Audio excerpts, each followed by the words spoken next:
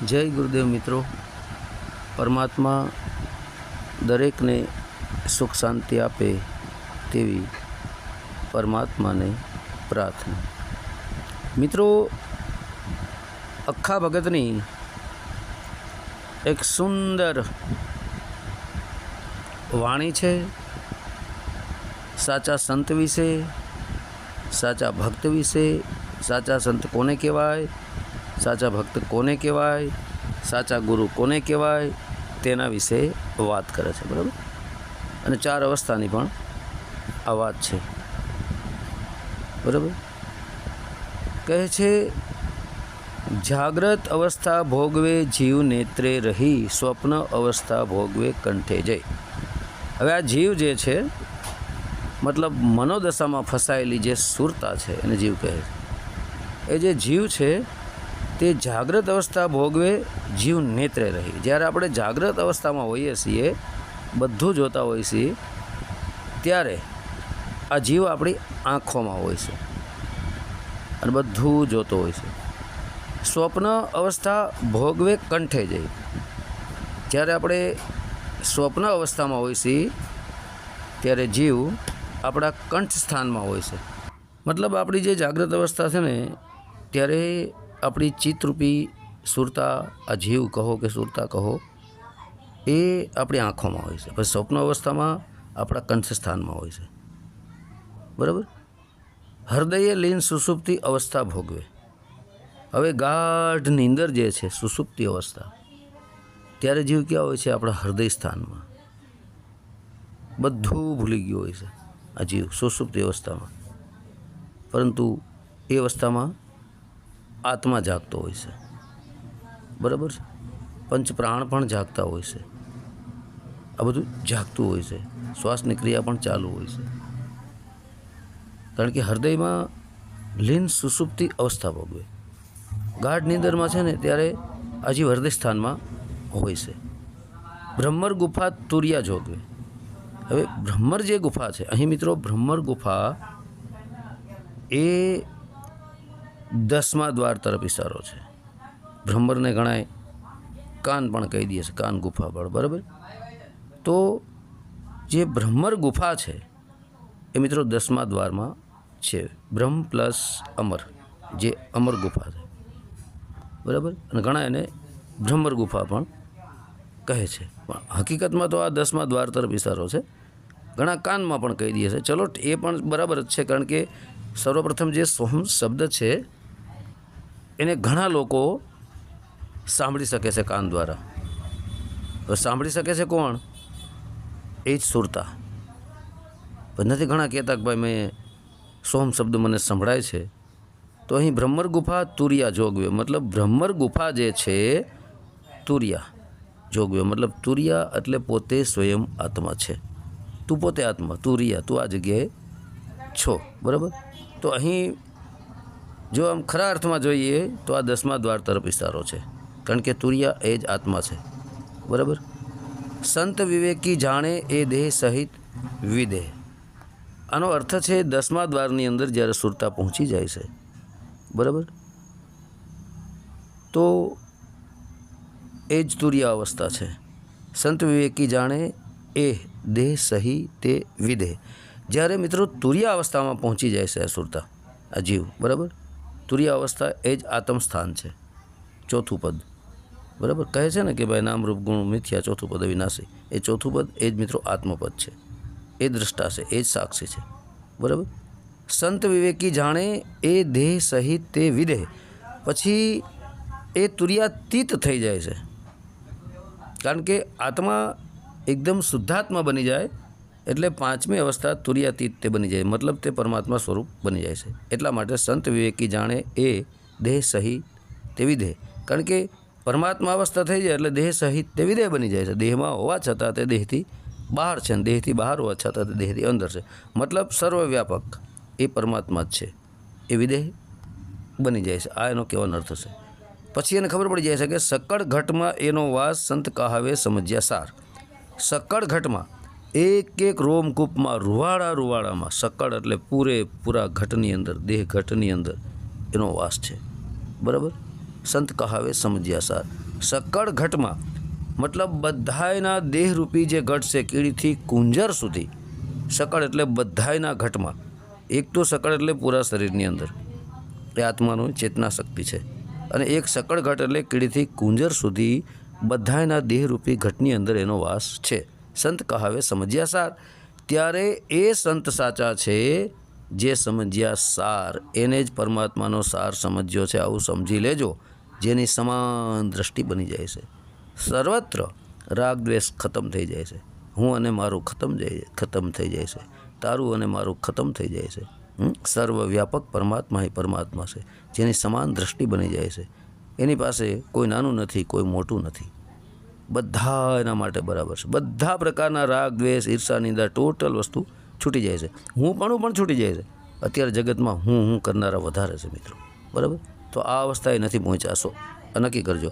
જે હું પણામાં છે, હું જ સર્વશ્રેષ્ઠ, હું જ મોટો જ્ઞાની, મારા જેવું કોઈ જ્ઞાની નહીં, હું જ મુક્તિદાતા, એટલે સમજી લેજો એ ઢોંગ પાખંડ છે. એ લોકોને ધૂતવાના ધંધા છે, વિશેષમાં બીજું કાંઈ નથી.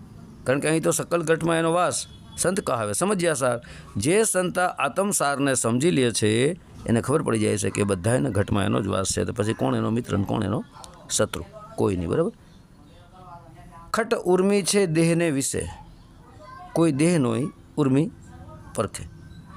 ખટ એટલે 6 ઉર્મી છે દેહને વિશે, કોઈ દેહ નોય ઉર્મી પરખે, બરાબર. ઉષ્ણ શીત તે સ્થૂળ ભોગવે. હવે ઉષ્ણ એટલે ઠંડી ને ગરમી, ઉષ્ણ એટલે ગરમ, શીત એટલે ઠંડુ. ઠંડુ અને ગરમ એનો અનુભવ કોણ કરે છે? અસ્થૂળ દેહ ભોગવે છે. ઠંડી ગરમીનો અનુભવ કોણ કરે છે? અસ્થૂળ દેહ ભોગવે, બરાબર. શુદ્ધા પ્યાસ પ્રાણ ભોગવે. શુદ્ધા એટલે ભૂખ, બરાબર, અને પ્યાસ એટલે તરસ. એટલે ભૂખ અને તરસ આ પ્રાણનો ગુણ છે, આ પ્રાણ ભોગવે છે, બરાબર. હર્ષ શોક તે મનનો ધર્મ, બરાબર.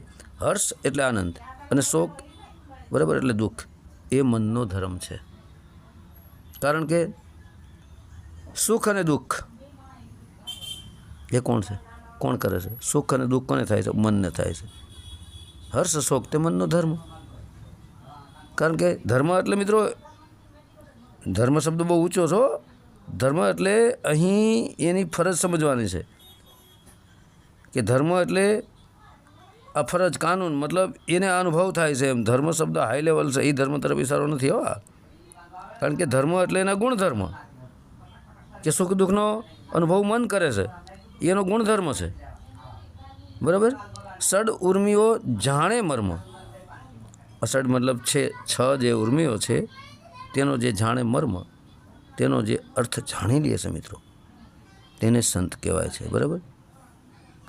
આનો અર્થ એ જ થાય છે મિત્રો કે સુખ દુઃખનું કારણ મન છે, જન્મ મરણનું કારણ શરીર છે, ભૂખ તરસનું કારણ અવાયુ છે. આ તો ફાઇનલ થઈ ગઈ વાત, બરાબર. પણ આમાં મિત્રો કોક વિરલા જ આને જાણી શકે છે. સ્થૂળ સૂક્ષ્મ છે એનો ભોગ, બરાબર. સ્થૂળ દેહ અને સૂક્ષ્મ દેહ જે છે એનો ભોગ છે આ બધું. કાર્ય કારણ રહે અમોધ. કારણ કે કાર્ય અને કારણ આ બધું આની અંદર જ રહે છે અમોધ, બરાબર. તો કહેવાનો અર્થ એમ છે કે આ સ્થૂળ અને સૂક્ષ્મ જે બે દેહ છે એ આ બધું ભોગવે છે, સટ ઉર્મી, બરાબર. તો હવે આ બધી વસ્તુને જે મિત્રો છોડે ને એને જ સાચા સદગુરુ મળે, બાકી કોઈ દિવસ ન મળે. આ નોટ કરજો, બરાબર. હવે એ એક જગ્યાએ બીજી જગ્યાએ અખા ભગત સદગુરુ કોને છોડવાથી મળે છે તે અંગે પણ એક સુંદર પ્રાણીઓનું પણ ઉદાહરણ આપતા કહે છે. શું કહે છે કે શ્વાન, સુક્કર, બિલાડ, ખરઘેટા, તેના ટોળાનો જે જત મતલબ જાત. હવે મિત્રો વિચારો તમે, બરાબર. શ્વાન એટલે કૂતરો, સુકર એટલે ભૂંડ, બિલાડ એટલે બિલાડો, ખર એટલે ગધેડો, ઘેટા એટલે બકરા, ઘેટાના ટોળા, તેના ટોળાઓ, જે જાત મતલબ એની જાત, બરાબર. તો આનો અર્થ એ છે કે જ્યાં ઘેટા બકરાઓનો ટોળાના વાડા ભરાઈ ગયા છે ત્યાં મુક્તિ મોક્ષ છે જ નહીં. આ ટોપ લેવલની વાત છે મિત્રો, આ નોટ કરજો, બરાબર. તો જ્યાં આવું બધું હોય છે, જેવી રીતે અહીં અખા ભગત કહે છે કે શ્વાન મતલબ કૂતરો, શુકર મતલબ ભૂંડ, બિલાડ મતલબ બિલાડો, ખર મતલબ ગધેડો, ઘેટા મતલબ બકરા, આ ટોટલ આવી જાય, બરાબર. તેના ટોળાઓનો જે જાત મતલબ, બરાબર. એટલે જેની બુદ્ધિ, જેનું મન આ એક પશુ સમાન થઈ ગયું છે, તેને મૂકે હરી કરી જેને મળે સદગુરુ સંત. તો એવાને મૂકી દઈએ વાળાઓને, મોટા મોટા જે મેળા વાળા ભરાણા છે, હજારોની સંખ્યામાં ઘેટા બકરાના ટોળા ભરી દીધા છે. એવું નથી ઘણી વાર કહેતો, ચેલ્યું ચેલા મૂંડવા જ મીંડા બધો ધંધો છે, કારણ કે ઘેટા બકરાનો વાળો એક બનાવી દીધો. અને દોઈ દોઈને દૂધ પીવે, દોઈ એટલે એના પૈસા દોઈ દોઈને મોજ મજા કરે, વિશેષમાં બીજું કરે. આ બધાને મૂકે ને તેને મળે સદગુરુ સંત, તેને સાચા સદગુરુ સંત મળે, બરાબર. તો હવે અહીંયા અખા ભગતનો જે કહેવાનો ભાવાર્થ છે તે બિલકુલ સ્પષ્ટ છે મિત્રો, કે જેમ મેં આગળ કીધું, બરાબર, પ્રાણીઓ વિશે, બરાબર. તો પ્રાણીઓ જેવા ભીડના મતલબ જેમ પ્રાણીઓની મોટી ભીડ હોય, ઘેટાઓની, બકરાઓની, આ બધાની એક મોટું ઝુંડ હોય, મોટી ભીડ હોય, ગળદી હોય ટૂંકમાં બધી, બરાબર. એ પરંપરાના ગુલામના ભાવમાં અંધ થયેલા છે. પરંપરાના ગુલામના એ ભાવમાં ગુલામ બની ગયા છે. એ તો અંધ થયેલા લોકોના ટોળા હોય ને તેને મહંતો મળે, ખબર પડે. અને કહેવાતા ગુરુઆઓ એને મહંતો મળે, ઢોંગી પાખંડીઓ મળે, અને કહેવાતા ગુરુઆઓ ઢોંગી પાખંડીઓ મળે. બાકી વિશેષમાં એને મુક્તિદાતા કોઈ દિવસ મળે જ નહીં, બરાબર. પરંતુ ક્યારેય સદગુરુ એને ન મળે, સાચા સદગુરુ ન મળે. સાચા સદગુરુ તો સુરાને મળે છે મિત્રો. કાયર તો કહેવાતા ગુરુઓની ગુલામી કર્યા કરે છે. જે કાયર હોય ને, વિવેકહીન હોય, બુદ્ધિહીન હોય, એ તો કહેવાતા ઢોંગી પાખંડી ગુરુઓની ગુલામી કર્યા કરે છે. એ કી એમ કરે, એ નાચે એમ નચાવે, એ મદારીને ઓલા બધા નથી કહેતા, ઓલા મદારી વાંદરાને નચાવતો હોય, એમાં બધા વિવેકહીન લોકો નાચ્યા કરતા હોય છે. જ્યાં બેસાડીને બેસે, જેમ નચાવે તેમ નચે. એટલે આ શું છે, કહેવાતા ગુરુઓની ઝાડમાં ફસાઈ ગયા છે અને ગુલામી કર્યા કરે. નથી હું ઘણી વાર કહેતો કે 52 અક્ષરી ઝાડ પાથરીને મુક્તિ મોક્ષના દાણા નાખીને અવિવેકહીન લોકોને ફસાવી લે, પછી ઘેટા બકરાને એક વાળો ઊભો કરે પોતાનો અલગ જ અને ધંધો કરે. નથી કહેતો ગુરુ ગડરિયા ભેડ ચેલા, એટલા મિત્રો એના જેવું છે. ત્યાં મુક્તિ કોઈ દિવસ મળે જ નહીં, ધ્યાન રાખજો, બરાબર. ભીડ તેને સુરક્ષા આપે છે.